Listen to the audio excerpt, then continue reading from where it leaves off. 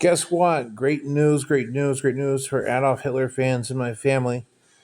Suppose clones or whatever of Adolf Hitler couldn't do the combination, see, 1889 to 1945, dead. Okay, so 46 or something like that, dead. Or how that goes, the math is so hard to do. I met him at 16, suppose 2000, 2000 I met him when I was 16, so that would be 1997. And then he was 102 then. The guy was 102, so maybe not. But look, the military staff committee, I was watching the Avengers just now. Some cord gets slid across the table, like the Secretary of Peace would be at the CIA, right? And here's the thing: what you can do is the Secretary of Peace's main objective is to support the general costworthiness and appearance of individuals not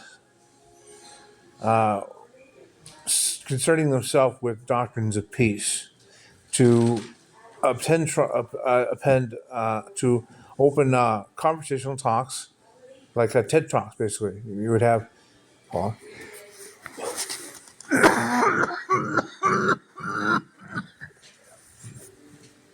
pardon, I'm a smoker. We didn't know, but the Secretary of Peace position, like the Secretary of War position, but not as adamantly crapped in, is so the military staff committee, the UN Charter, can be stalked. It's been 80 years, you Hitler fans.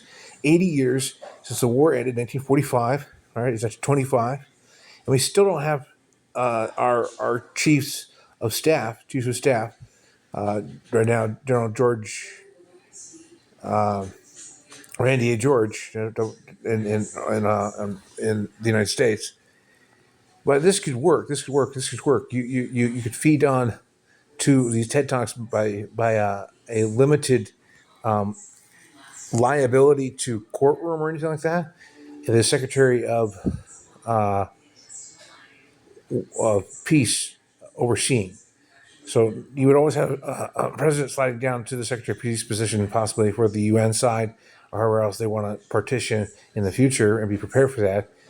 But the Secretary of Peace can also appoint the general, keeps contact with the chief of staff at the UN for each nation and their equivalent counterparts.